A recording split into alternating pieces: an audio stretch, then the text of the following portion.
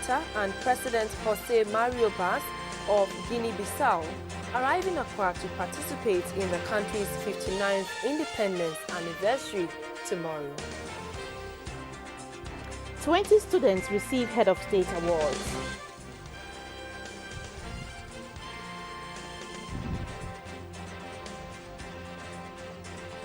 And Sudan's opposition leader Hassan al-Tubabi dies aged 84.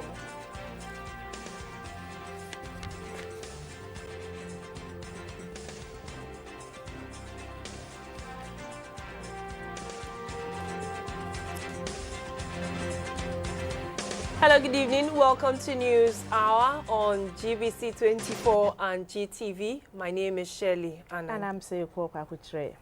In our first story, 20 students who excelled in both academic and extracurricular activities in the 2015 BECE have been honored with this year's Head of State Awards.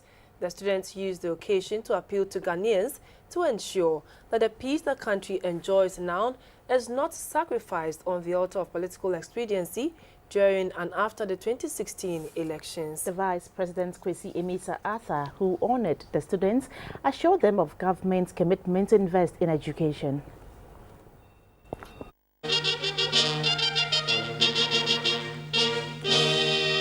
Young, but perhaps the first time being honored by politicians, the diplomatic corps, traditional rulers, their parents and Ghanaians for their outstanding academic excellence.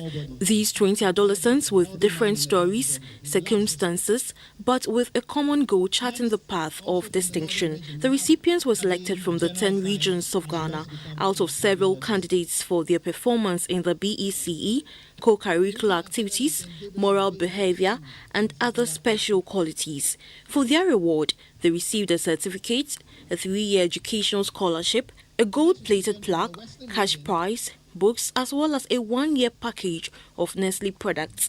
And to ensure these gems are not left out of the technological fray, they were given Samsung tablets. Whilst commending the award winners, Sector Minister Professor Nana Jane Opoku-Agyeman reiterated government's drive to building a solid educational sector with focus on science and mathematics. On February 26, my ministry took delivery of various science equipment for use by our students at the senior high school level. The training of the next batch of teachers has also been scheduled for this year. All stakeholders in education have the responsibility to form strong bonds to achieve this expectation. For the youth, all these promises and interventions will amount to nothing if peace does not thrive in the country. Ghana is the only place we have. As children, we are most vulnerable in times of conflict. It is our prayer that the peace we enjoy in this nation is maintained forever. Mr. President, we humbly call on all to show love, tolerance, forgiveness, and respect for each other's culture and political opinions. Touching on the theme, investing in the youth for Ghana's transformation, Vice President Kwesi Emisa Arthur said government is increasing its investment in education to develop Ghana's human capital. We recognize the need to improve educational delivery because it is critical to the pursuit of progress and transformation. Government is committed in investing in the youth and to provide opportunities for them to contribute to development. The Head of State Awards was instituted 23 years ago, targeting the top 10 BECE students across the country, but later in 2001, it was increased to 20 students.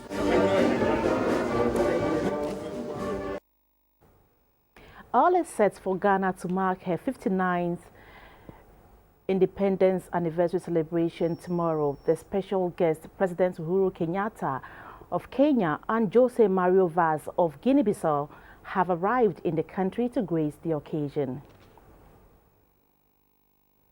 First to arrive was the President of Guinea-Bissau, Jose Mario Vaz. The former Portuguese colony has some things in common with Ghana. The government of Jose Mario Vaz is focusing on poverty reduction, investment in agriculture, and fighting narcotics in that West African neighbor that has suffered numerous coups d'etat. President John Mahama has had cause, as chair of ECOWAS, to appeal to the international community to support Guinea-Bissau to rebuild their economy. Since independence, no leader has successfully ended his tenure in that country, and President Baz himself suffered a coup d'etat which ousted him in 2012 when he was finance minister. Next to arrive was President Uhuru Kenyatta of Kenya. He was also welcomed by Vice President Kwesi Arthur. Not only the fourth and incumbent leader of the East African nation, he is also the son of Kenya's first president, Mzee Jomo Kenyatta. He took office as president in April 2013 after beating his closest rival, Raila Odinga, by a slim margin. Perhaps President Kenyatta and Mahama have some political similitudes. Their fathers, E.A. Mahama and Jomo Kenyatta, have rich political backgrounds, just like that of the fathers of their opposition candidates, Edward Ekufu-Addo and Odinga Odinga. Like President John Mahama, Uhuru Kenyatta's election was challenged in court. Again, Uhuru was a deputy prime minister, just as President Mahama was a vice president. Both of them have held various ministerial positions. No wonder the two leaders recently signed bilateral agreements of cooperation aimed at increasing trade and improving the lives of their peoples. President Kenyatta and Mario Baz are the special guests at Ghana's 59th independence celebration in Accra. From the Kotoka International Airport, I am Mto Bibinimto for GBC24. The 2016 State of the Nation address that was delivered a few days ago continues to attract reactions. The latest to react to the presentation is the flag bearer of the People's National Convention, Dr. Edward Mahama. The leader of the PNC says the picture painted by the President John Mahama in Parliament last Tuesday does not reflect the true state of the nation. I have gone to other parts of the country and I've seen things that are different from what he said. So for me, I want to react to it by saying that the Ghana in which I live, meningitis is killing people in Brong-Ahafo. There is a lack of preemptive reactivity to issues. You write a letter to any government ministry, they will not respond to that letter. We don't preemptively take action to prevent things. So the meningitis, which should have not killed over 100 or about 100 people, has already done that because the responsiveness of the Ministry of Health to this issue has been very slow. The President talked about a lot of roads that they have done. The roads that I ply, for example, to Hamley, to Paga, through the Eastern Corridor Road, I see what I call politics of deception. In 2012, Mr. Honorable Husseini, Inusaf Husseini, was then Minister for Transport. They were there on that road, as if they are doing something. After the election, you see a lot of activity there. Every time we are deceiving ourselves. Why do we do this? So my problem is that we are playing politics of deception. Deceive the people, get their votes, and you are finished. That is why I've been running and not winning, because I want to tell Ghanaians the truth, and I'll do the truth. I'll do the right thing for Ghanaians. So those who are tired of MPP, NDC politics of deception, you have no choice but to come to Edward Mahama, because I'm a serious guy. I don't come here just to talk and get votes. I come here because I feel passionately about Ghana. Ghana can be better than it is. And I'm targeting you young people, 18 to 35. You are the new force. You are the new force with which I'm going to turn Ghana around. 10 out of 30 people at Gbawe who were screened for tuberculosis tested positive. The program was organized by the Ghana Health Service in collaboration with Integrated Development in Focus, a health and community-based NGO. The executive director of the organization, Josephine Agbonete, said the perception that people suffering from tuberculosis are under a curse is not true. The disease is caused by a bacterium and can be cured. Tuberculosis, referred to for short as TB, is a disease caused by a bacterium known as Mycobacterium tuberculosis. The bacterium can attack any part of the body, but usually attacks the lungs. The disease is an important cause of death in adults in Ghana. In 2012, 15,000 new TB cases were recorded in Ghana. To ensure that people at Gbawe in the South Municipality knew their status, the Ghana Health Service, in collaboration with Integrated Development in Focus, a health and community-based NGO, organized the tuberculosis and HIV screening exercise, but the turnout was not encouraging as most of them were afraid of stigmatization. 10 out of the 30 people screened tested positive for tuberculosis. The Executive Director of Integrated Development in Focus, a health and community-based NGO, Mrs. Josephine Agbonetti, indicated that tuberculosis is curable, but that it is important for people to know their status. Most of the time, the cases that are sent to the laboratory at Gbawe lose their potency. There is a time limit that the case or the sputum should be at the lab. And as you see the way we are sitting, it means we will finish everything before the nurses take the sputum to the lab. And at that time, the sputum would have lost its potency. The team also did X-ray scanning of the chest area for some of the participants. The operator of the X-ray machine, Mr. Justice Vulo, explained the purpose. In the 1940s, scientists discovered the first of several drugs now used to treat TB. This evoked a widespread belief that tuberculosis was a problem that could be solved. However, the world became complacent. In the developing countries, the already bad situation is getting worse as a result of the HIV pandemic. On the eve of Ghana's 59th Independence Day, the mayor of Accra, Alfred Okuvandapoy, and his team went through the streets of Accra to embark on a cleanup exercise. The exercise began at the Independence Square and ended at Mamprobi. The mayor encouraged residents to come out of their homes and participate in the cleanup. As Ghana gradually eases into its 59th Independence Day, the residents of Accra, mobilized by their mayor, Alfred Okuvandapoy, embarked on a cleanup exercise.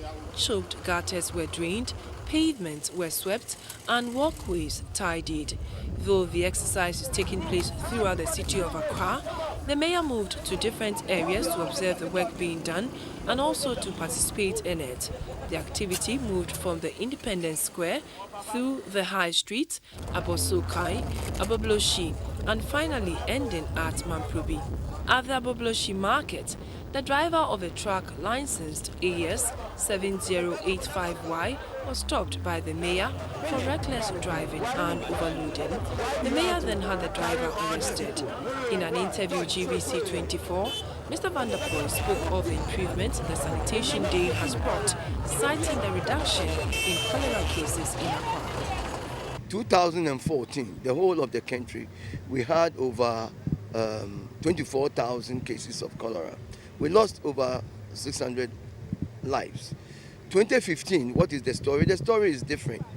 Accra only registered 34 cases of cholera cases. So going into Ghana's 59th year, I think that the future is bright. The mayor also stated the need for the sanitation day to be observed in order to prevent another incident such as the flood that occurred at Circle on 3rd June 2015, where over 200 people lost their lives.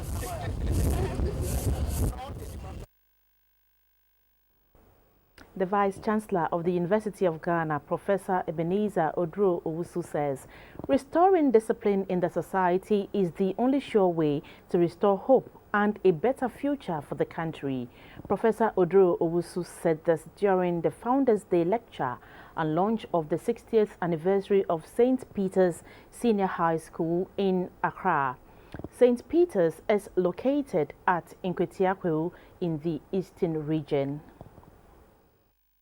In March 2017, the St. Peter's School in Nkwetiakweu will be 60 years old. The school, with a motto Dignitati Homonium, was founded in February 1957 with 36 students. The school prides itself as one of the most disciplined schools in the country and as such was once referred to as the Kwewu University. It has also produced some great minds who are manning strategic positions in the country. In celebrating such a milestone, the 60th anniversary celebrations has been launched at the Christ the King School in Accra.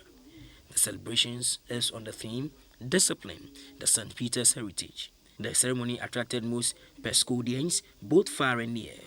Delivering a lecture on the theme Discipline, the St. Peter's Heritage, the new Vice-Chancellor of the University of Ghana, Legon, Professor Ebenezer Odrowusu, who was also an old boy, bemoaned the gradual decline of discipline in the country. Attitude and lack of leadership is the first point of call in this unfortunate game of life. We behave as if there are no kings in our country. We behave as if there are no fathers and mothers in our homes. We behave as if there are no leaders in our institutions, in our place of work. We have undoubtedly lost sight of what is wrong and keep dwelling on destructive traits or tendencies that have the potential of drying up our developmental efforts. We need to sit up and discipline ourselves to ensure that we prepare ourselves into positions of leadership, exhibiting high-quality traits of dignity and integrity. The Group Chief Executive Officer of Data Bank Ghana, Kojo Adai Mensah, a press scuba, launched the 60th anniversary celebrations. He called on all to rise up and be counted. All past presidents of Press Scuba joined in cutting the anniversary cake. Some selected activities to commemorate the celebrations include a St. Peter's St. Rose's Sperosa BBQ at the Legon Botanical Gardens on the 27th of August this year, an annual congress in September in Kumasi, a presidential ball in December, as well as a Founders' Day lecture in February 2017, among other activities. The remains of the late D.S. Boateng, who have been interred in Koforidua. The late D.S. Boateng has been Ghana's first and longest-serving Labour and Employment Minister during former President Rawlings's regime. Touted as a man of wisdom who touched the lives of many, the late D.S. Boateng spent most of his life in public service, both as a trade unionist and politician.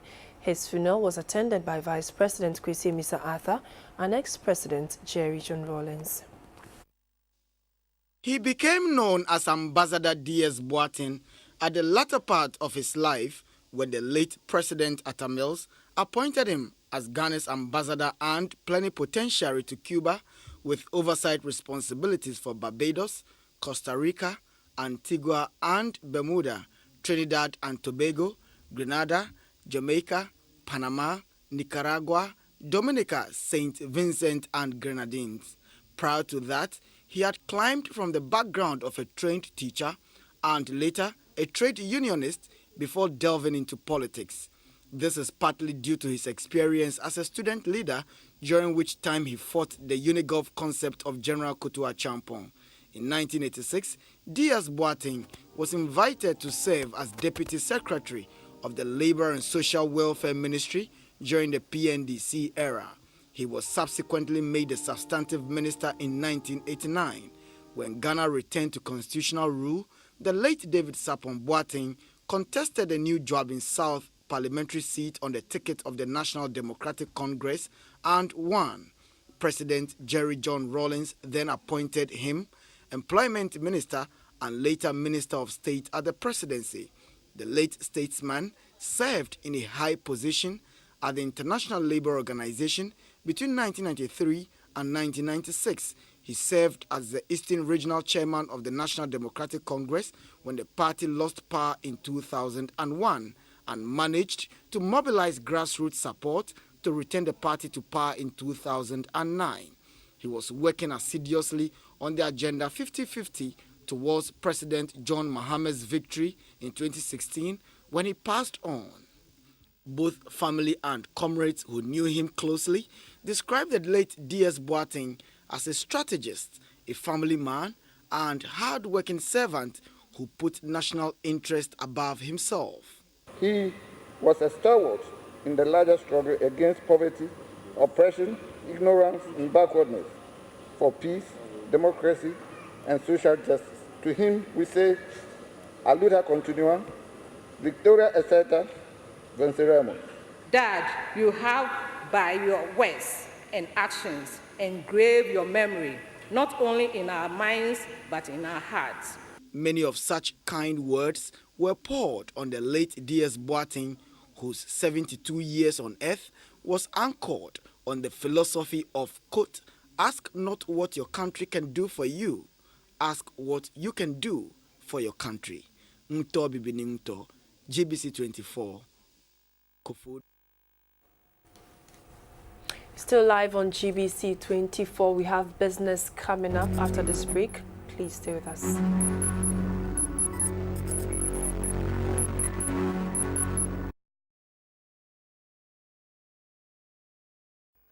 Thanks for staying on. You're welcome to the business segment. As part of efforts to infuse transparency and efficiency into the distribution of farm inputs to farmers, Cocoa Board has recomposed the district task force for the management and implementation of its interventions to increase productivity in cocoa production in the country. The Deputy Chief Executive of Cocoa Board in charge of operations, James Kofi Kuchuati, made this known at Konongo during the inauguration of the Asante Achim District Task Force. The Ghana Cocoa Board has initiated a lot of measures to increase productivity in the cocoa sector. These include the free distribution of fertilizers and chemicals to selected cocoa farmers across the country. It is part of an aggressive drive to increase crop yield. This forms part of the overall strategy to revamp cocoa production levels to hit the 1 million metric tons target and take advantage of the expected high demand for the commodity on the world market. In order to make this a reality, the Cocoa Board established the district task force across the 7 cocoa growing regions in the country. To ensure efficiency in the distribution of inputs to farmers, the Cocoa Board has reconstituted the membership of the district task forces to include the security services. The inauguration of the Asante Achim Task Force at Konongo was the first of several such events to take place in parts of the country. The Asante Achim Task Force will be responsible for the receipt of the free granular and lighted fertilizer and free spraying of the farms and the management of the free improved cocoa seedlings. The task force, which is now headed by the Konongo District Officer of Cocoa Board, Madame Letitia Efrifa, who has oversight responsibility of the 3 district chief executives.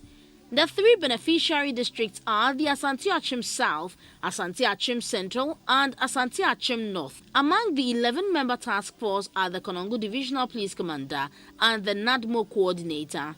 The task force is to register farmers whose holdings are less than 30 years because those are the only farms that qualify for the fertilizer and pesticides, while those with overaged cocoa trees and new farmers are eligible for the seedlings based on the sizes of their respective farms. The Asante Achim Central Municipal Chief Executive, Alhaji Brahima Buyong, was optimistic the move would yield results. As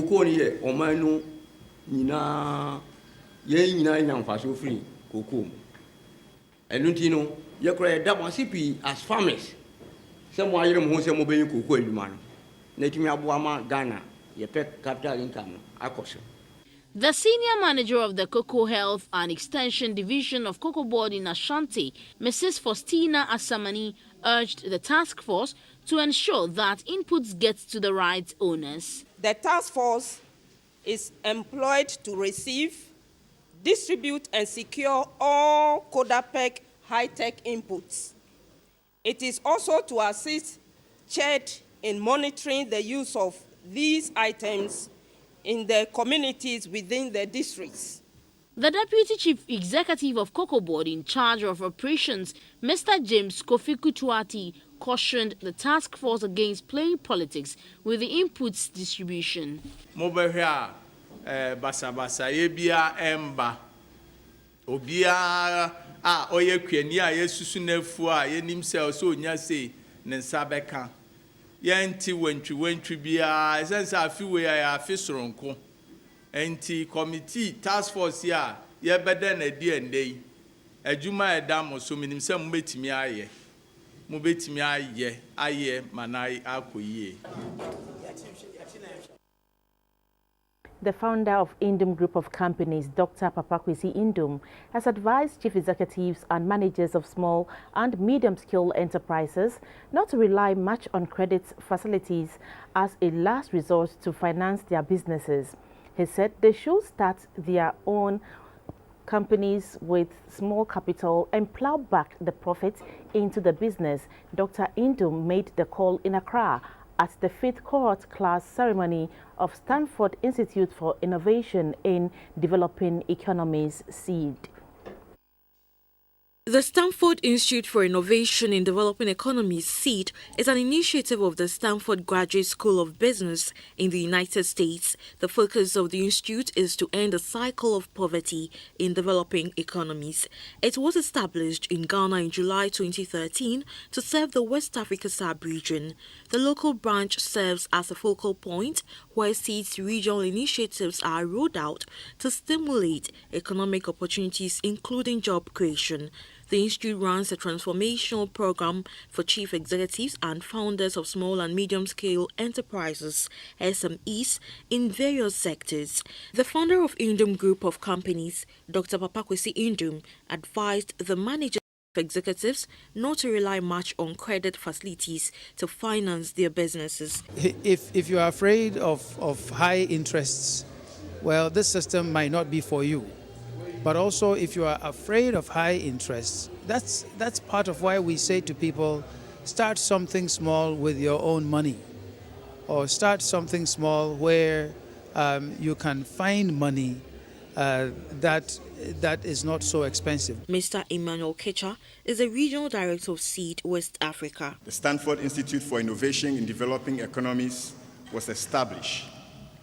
SEED is therefore a Stanford Graduate School of Business-led initiative that is working to end the cycle of global poverty by training business leaders in developing economies through the SEED Transformation Program. SEED is also inspiring Stanford students to become globally engaged leaders and supporting critical research from across the university to maximize the university's impact. Participants were honored after their 6 months training. The institute has for the past 3 years turned out business executives from Côte d'Ivoire, Ghana, Liberia, Nigeria, Sierra Leone and Senegal. And that's it for the business.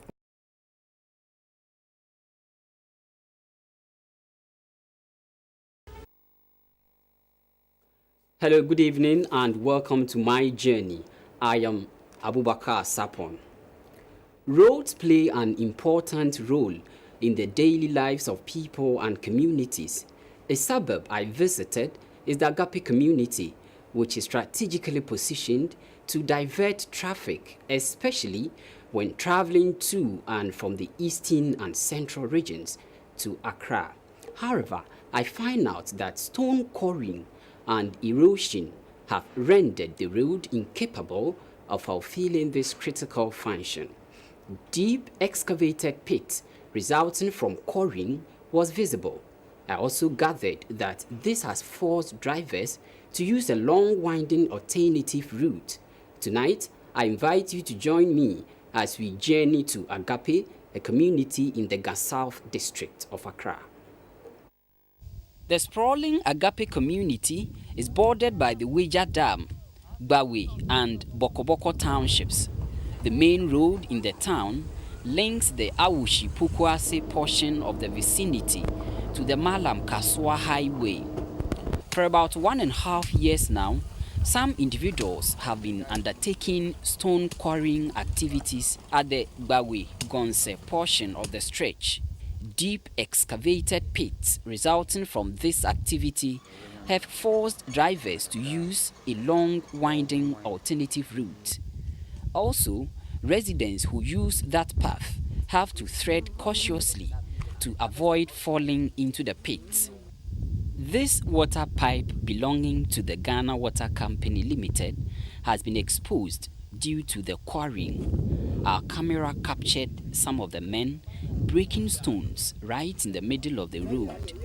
One of the men, Nana Eje, said they were permitted by the Asafuache of the town, Ni Late Otubo, the custodian of the area, to break the stones so that the construction of the road will become easier.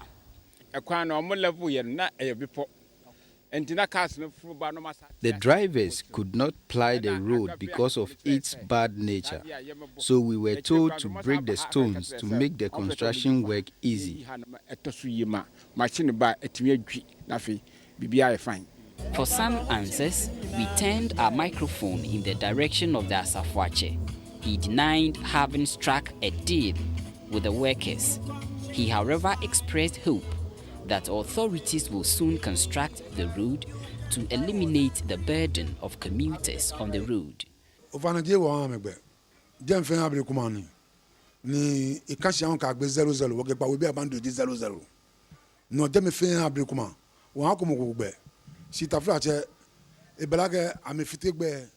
We have not given them permission to do stone quarrying there, even though erosion has destroyed the road. We are appealing to the government to come to our aid.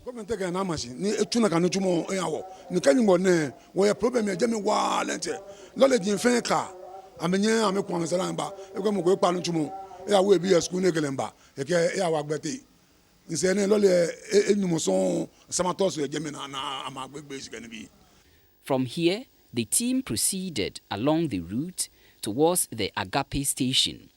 It was observed that erosion has taken greater part of the road. This is attributable to the lack of well-constructed gutters along the sides of the stretch, making vehicular movement cumbersome.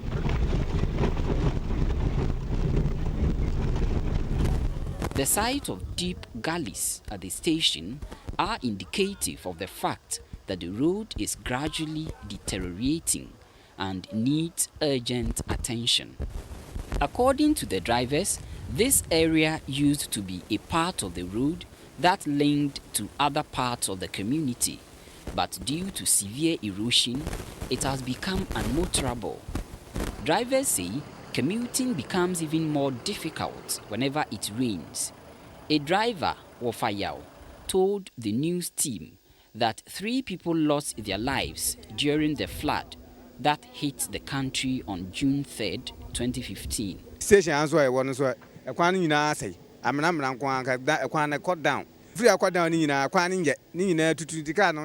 All our roads are in a deplorable state. There are no gutters, so when it rains, it becomes difficult to ply the road.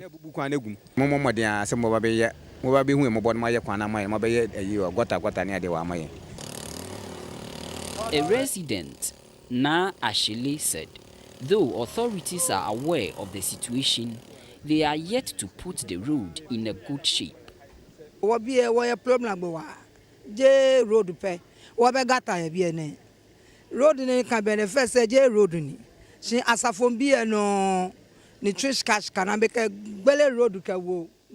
Apart from poor roads, we don't also have gutters.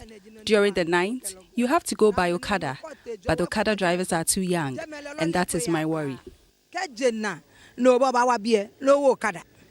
No Okada when Bokabin drive Okada, no banner crack Bokabin 20 years. I'm drive Okada. Oh, one government fight. I can't feel no Wakaja Pensko Junction. The community members are therefore appealing to urban roads to put the road in good shape because it slows down economic activities in the area.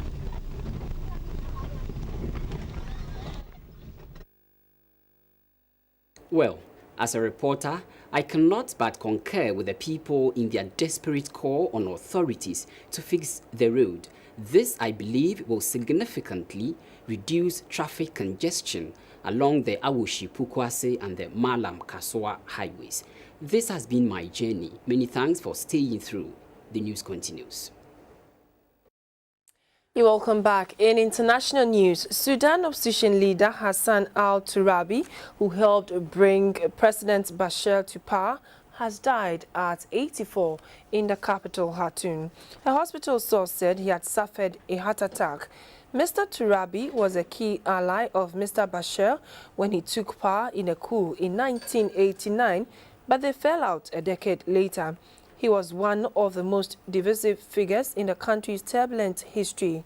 For the first decade of Mr. Bashir's rule, Mr. Turabi was the de facto leader of the country, and his influence spread beyond Sudan's borders.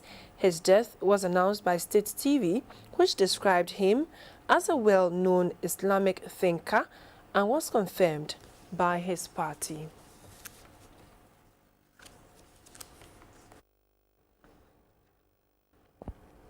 The Taliban say they will not participate in new peace talks with the Afghan government until international forces leave the country. Direct talks were expected to begin in Pakistan next week between the Taliban and Afghanistan, Pakistan, China and the US. The Taliban have been waging an insurgency against the Afghan government since being ousted in 2001. Talks between the two have been on hold since last year. The Quadrilateral Coordination Group, made up of representatives from Afghanistan, Pakistan, China and the US, had insisted in February that talks would take place in early March. But in a statement released on Saturday, the group rejected those reports.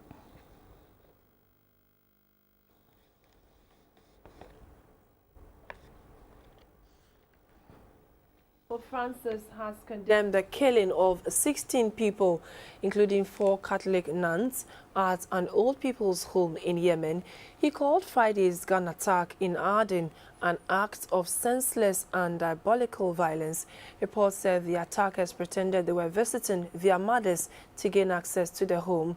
No group has claimed responsibility for the attack, though Yemeni officials have blamed Islamic State. In a statement, the Vatican said 2 of the nuns killed were Rwandan, 1 was Indian, and 1 was from Kenya.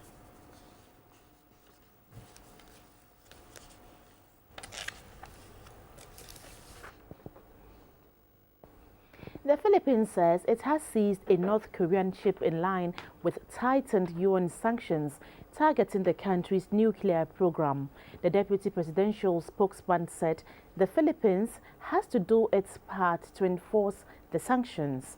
The Jin-10 is one of 31 ships operated by North Korean firm Ocean Maritime Management, which is subject to an asset freeze and sanctions. It is currently docked in Subic Bay and is unloading palm kernels. New UN sanctions were imposed after North Korea's recent nuclear and ballistic missile tests. They include mandatory inspections of all cargo going to or from the DPRK.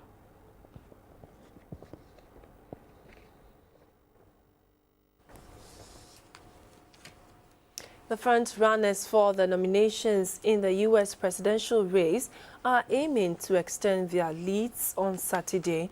Republicans are holding caucuses or primaries in 4 states, with Democrats voting for their candidates in 3. Former Secretary of State Hillary Clinton leads the Democrats' contest, while billionaire Donald Trump is ahead in the Republicans' race. Efforts by Republicans to slow Mr. Trump's march have so far failed. Republican candidates need 1,237 delegates to win the nomination. Mr. Trump is 908 delegates short. 155 are available on Saturday.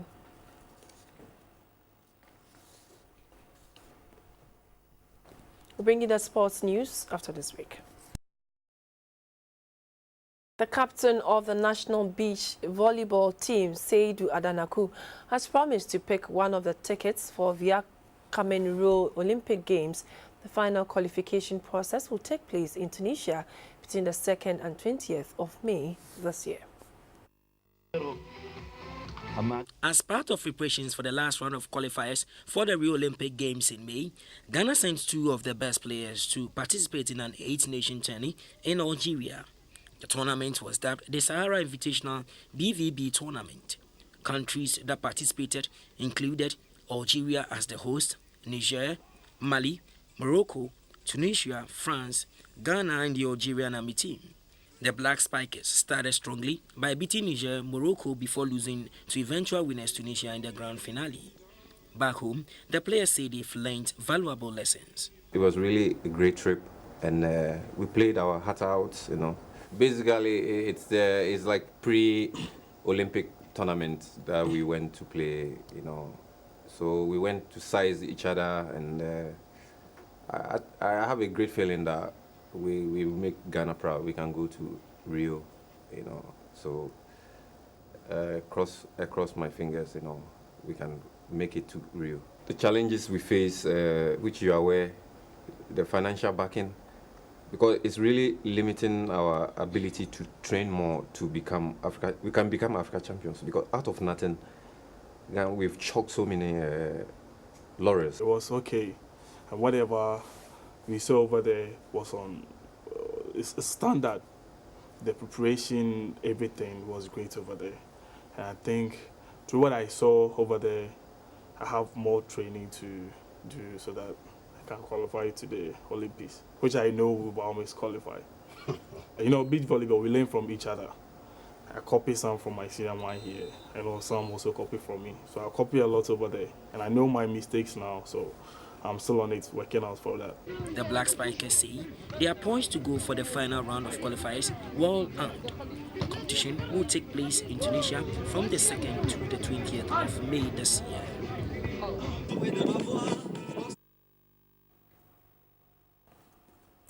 A group of 5 para-swimmers from the Eastern region have set a target of breaking the stigma associated with people with disabilities in Ghana. The swimmers say they want to contribute their quota to Ghana's drive towards achieving medals on the international stage. These are the 5 para-swimmers who participated at the recently held Ghana Swimming Association Crossroads Open Swimming Championship at the Burma Camp Swimming Pool in Accra. The 5 are Joseph Amugi, Joseph Entiu, Richard Dembeki, Eric Lati Anan, and Paul Mensah. They are based at Nsawam in the eastern region of Ghana. They train in the Adrojiri Zongo River twice a week. They tell GBC24 that they want to change the perception that some people have about them. The riverside too is very dangerous for us now to go. So we go to the night and train. And the water, the way it smells, and it's not easy. We are ready to raise the flag of Ghana high in disability sports issues. So, like the way we did, that was our first time, but the way I swim, I had second position, but without the training, if we are to fed up to go and compete with the other country, and without the training, I will see that if we go there, we will defeat. So that's why I want to plead. I'm pleading for Ghanaians to look at our face and help us. Being their first time swimming in a pool with able-bodied swimmers, these lads say they've been motivated to work extra hard to prove critics wrong. On Thursday night NBA action, the Miami Heat secured an easy win over the Phoenix Suns by beating them 108-92 at the American Airlines Arena. Elsewhere, the Sacramento Kings stunned the Mavericks 104-101 to record their 3rd straight win on the road.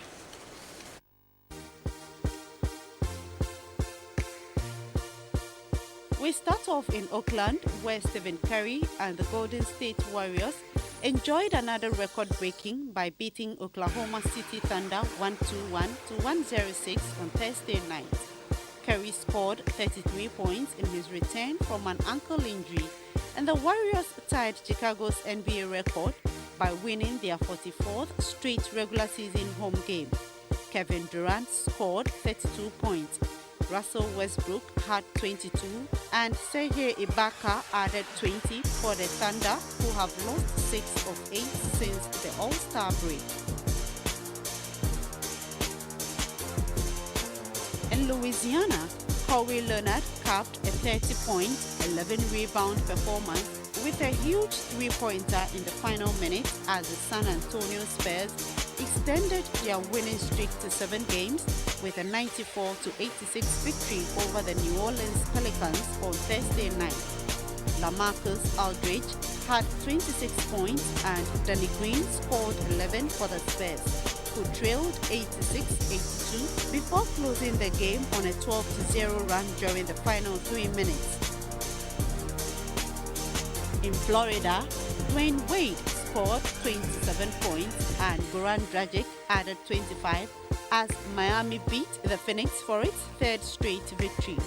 Rookie guard Devin Booker kept the Suns in the game, scoring 15 of his 34 points as the Suns recorded its 17th consecutive road game loss.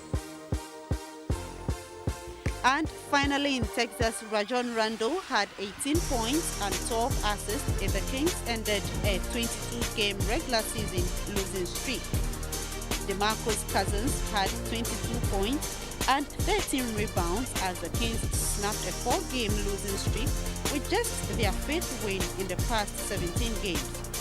Chandler Parsons scored 28 to lead the Mavericks, who ended a 3-game winning streak.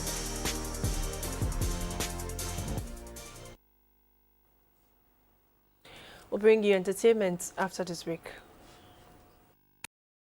In entertainment news, the Independence Arch in Ghana is part of the Independence Square, which contains monuments of Ghana's independence struggle, including the Independence Arch, Black Star Gate, and the Liberation Day Monument. Tomorrow is Independence Day. We take a look at the Square of Independence as we celebrate Heritage Month. The square was commissioned by Kwame Nkrumah to honor the visit of Queen Elizabeth II. Construction ended in 1961 and it was named Black Star Square. Black Star Square is a site for Ghana's Independence Day parades, which falls on the 6th of March every year. It also hosts all major national public gardens and national festivals. The Independence Square has stands that have 30,000 seating capacity. The square boasts 2 monuments, the Independence Arch and the Black Star Monument, also known as the Black Star Gate.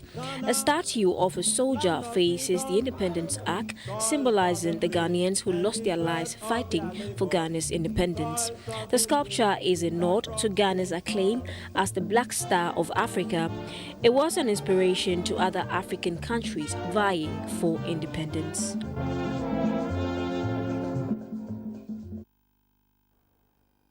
Now our camera is caught up with an elderly woman who says she fancies the hip life songs Yawa Krom by Atom and Brother Brother by Bisa K-Day.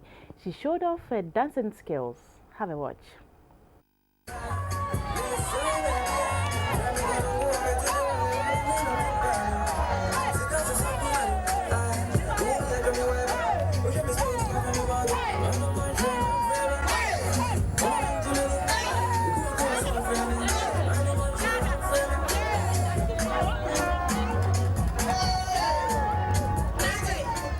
All the time when my husband died, I don't know anybody to help me. All the time I go to the Greenway Hotel, tiptoe, that's why I dance.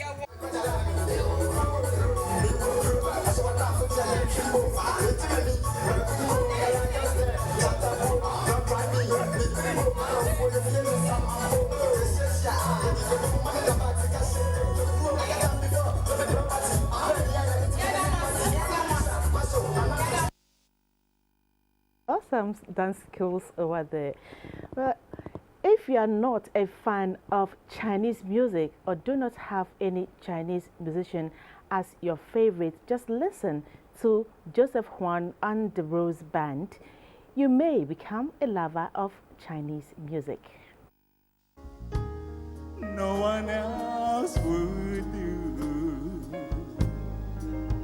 And your eyes, that tell me how much you care. Oh yes, you will always be my endless love.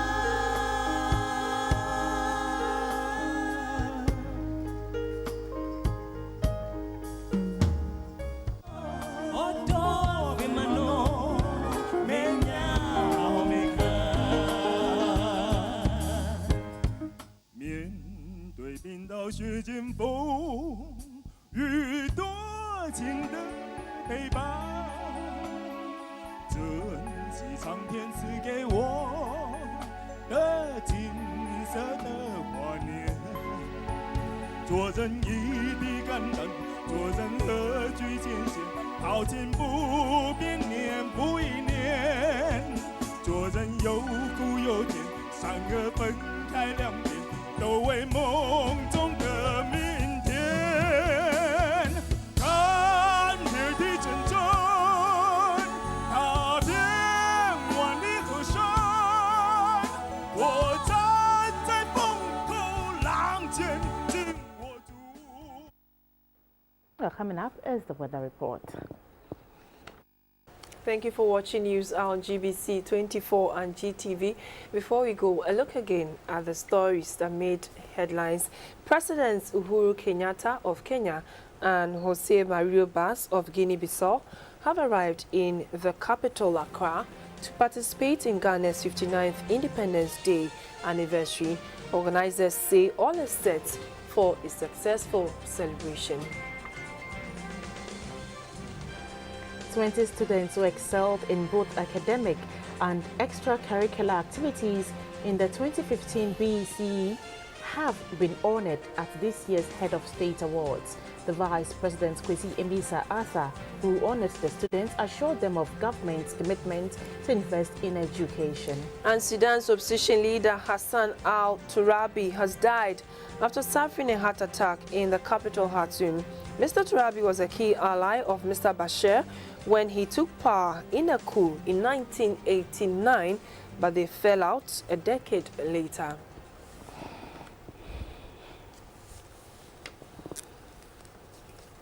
Well, that's it for News Hour for now. Many thanks for your company. Join us again at 10:30 for this week. Good evening.